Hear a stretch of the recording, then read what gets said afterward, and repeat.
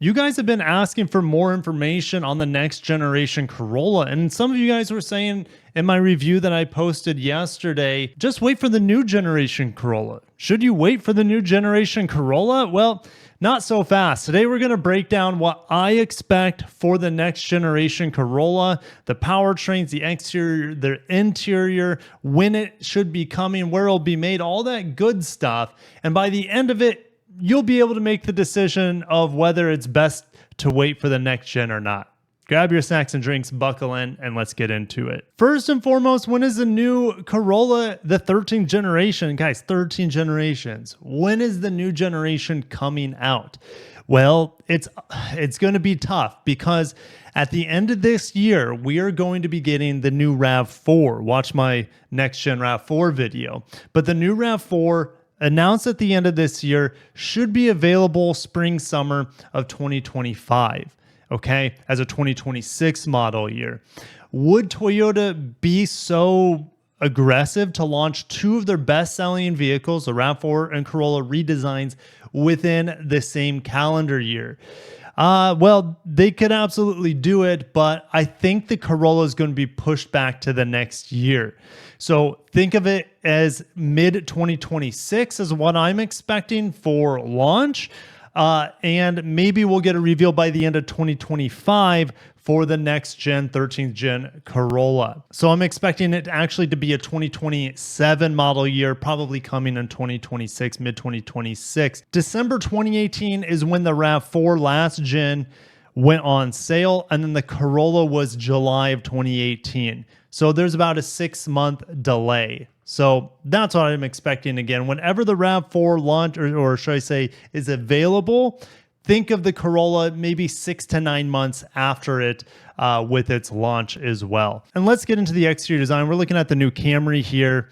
And the Camry really just took the same platform, the K platform, improved it in every single way, and just gave us like a totally new front end and a new rear end. And I think that's what Toyota is going to do with the Corolla. They're going to take the C platform, which it is built on, refine it, improve the brake feel, which I didn't talk actually about that in my Corolla hybrid review. The brake feel on that wasn't very good.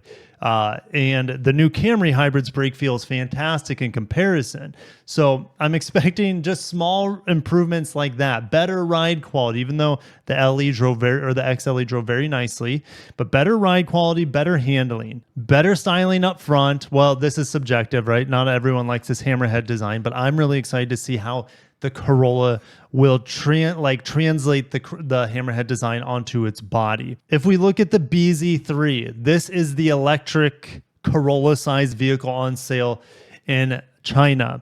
It's also made with BYD. Will we see this sort of design on our Corolla? I think it'd be nice. I don't mind this design. We're not going to see door handles this futuristic, I don't expect. We're not going to have as fancy of headlights. That's a given.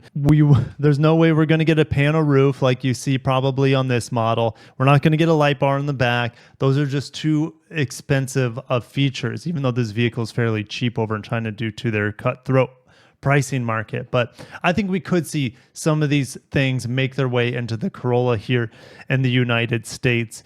And let me know, would you like this sort of design over, like, let's say the Prius's design?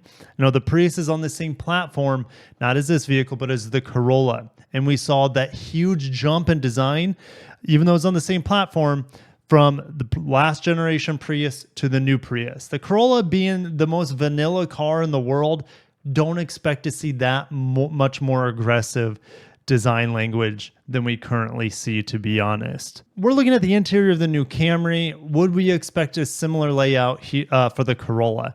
I hope not. The new Camry, I really like the interior. It ticks all the boxes for technology, of course. We're not going to see this big of a screen in the Corolla.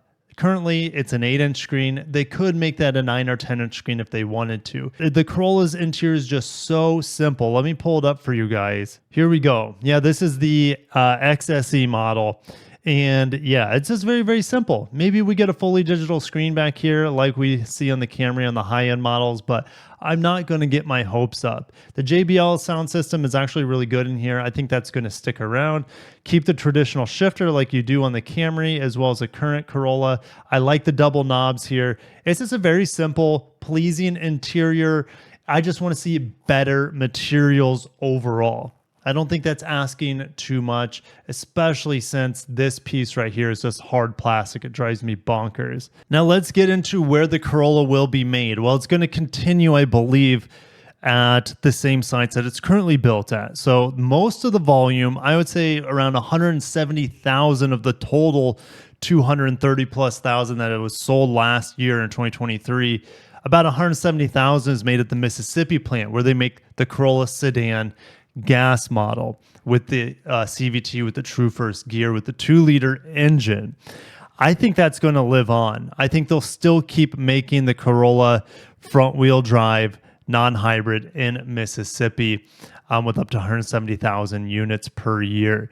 But they sell over 230,000 units. Where do the rest come from? Well, the hatchbacks, those are made, I believe, at the Susumi plant in Japan in Aichi Prefecture, Toyota City. And then also at the Takaoka plant, that's where they build the hybrid, and almost 50,000 units were sold in 2023. You'll still be able to get some of these Corollas more than likely sourced from Japan. Now, will we see the Corolla Sports Touring or the Touring Sports beautiful model that is in Europe and Japan? We could hope and dream. I don't want to get my hopes up for it. We would love to see more wagons, but you guys know it's just likely to not come at all here in the United States. Lastly, I want to talk about powertrains. Will it be hybrid only like the Corolla, like the upcoming RAV4? More than likely, it's not official, but that's what I'm hearing. It'll be fully electrified. The next RAV4. Will this be fully electrified? Well, the Toyota battery plant in North Carolina comes online 2025. So in theory, they would have the battery capacity to supply that many Corollas as hybrids. Let's look at pricing real quick. We have to look at it from an affordability aspect. Currently, the base Corolla LE is $22,000. The hybrid is $1,500 more. Could the market stomach a $1,500 base increase here? And I think the answer is yeah. I mean, logically, I could easily spring for the extra 20, 25%, maybe even better fuel economy in town compared to the base LE. So I think they could do it from a price perspective. Start making some of the hybrids here stateside, as well as supplement those hybrids built in Japan. The problem is that the hybrid uses a 1.8 liter Toyota hybrid system that used to be in the Prius that we got here in the United States. It's still employed in the Prius in other markets, a 1.8 liter. But the smallest hybrid systems that are produced here in the United States right now are the 2-liter hybrid system that's seen in the Prius, the Corolla Cross, the Lexus UX, for example. And those produce close to 200 horsepower. I don't think Toyota would equip the Corolla with a 2-liter hybrid in North America. They do in Europe for the wagon, I believe. But I don't think they would do that here in the United States, even though they produce the 2-liter hybrid here stateside for other models. I just don't want to get my hopes up for it. And it would also increase the prices quite a bit, I feel like. But the Corolla Cross hybrid, I think it's right here, starts at $28,000 for the base model. And that's more expensive than the most expensive Corolla hybrid. And also, it would be more expensive to build the hybrid Corollas here, in theory, than ship them in from Japan with the 1.8 liters. So I don't see the Corolla going full hybrid. That is unfortunate for me because it is just so good.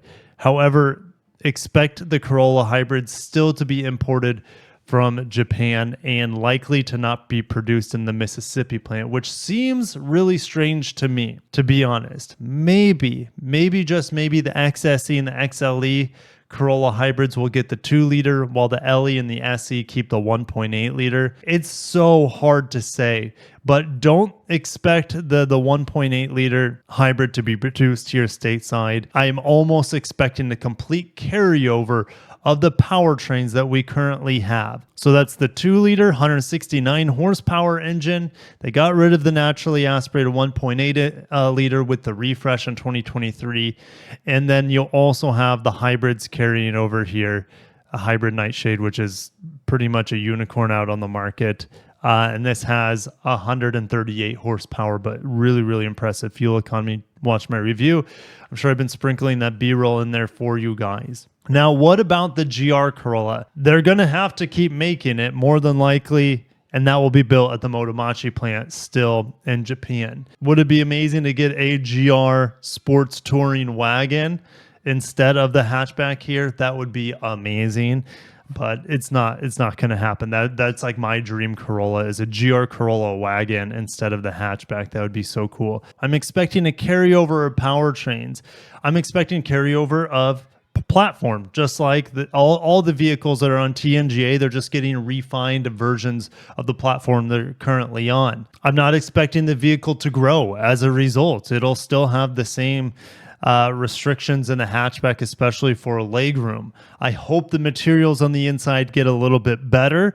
The exterior, I think, I mean, the front looks fine to me. I hope that the rear gets improvement here, because I think the rear looks just a little too conservative, a little too outdated at this point. But I would really like to see it, just slight improvements on the exterior with the Corolla. On the inside, maybe we can get some ventilated seats, especially on the higher trims. A slightly larger screen, not that important though, in my opinion. Keep the interior simple. Keep the pricing down. I think that's also a very important thing here with the next gen Corolla. We need to keep it no more expensive for the base models than $25,000, and that's where the hybrid LE that's where the best buy is, around $25,000, $26,000 tops, in my opinion, for the hybrid LE. And then if you need all-wheel drive, you still have that option on the hybrid models anyways. So while the RAV4 that comes out around the same time or even slightly before this new Corolla with the new generation, that RAV4 is going to be a technological showcase with software, new powertrains, and Toyota reaching into spaces we've never seen before. With the Corolla being a Corolla, don't expect too much from Toyota here. It's really just going to be a refinement of the current generation, and likely also a carryover of just about everything in the vehicle would be my expectations from the interior exterior dimensions. And that's why I didn't make a video on the new Corolla, for two reasons. One, I'm not hearing hardly anything about it, and two, they're not going to do that much to it, or at least they can't do too much to it in order to keep the pricing right. And they can't do much to it due to the limitation in hybrid powertrain variety being built here in the United States. They only have the 2-liter and the 2.5-liter hybrids essentially for the mass market. So unless Toyota wants to really swing for the fences and put some pressure on, let's say, Hyundai with the Elantra or the Civic hybrid with the 2-liter 200-ish horsepower powertrain, I just don't see Toyota doing it here stateside. And I don't, as much as I'd want the wagon, it's not going to come. All right, I'm going to shut it down there. Hopefully I didn't disappoint you guys, but I want to keep the bar as low as possible so when the new Corolla comes out, hopefully we get a surprise or two left in the bag. Thank you guys for watching, and I'll catch you guys in the next one. Have a great day and peace out.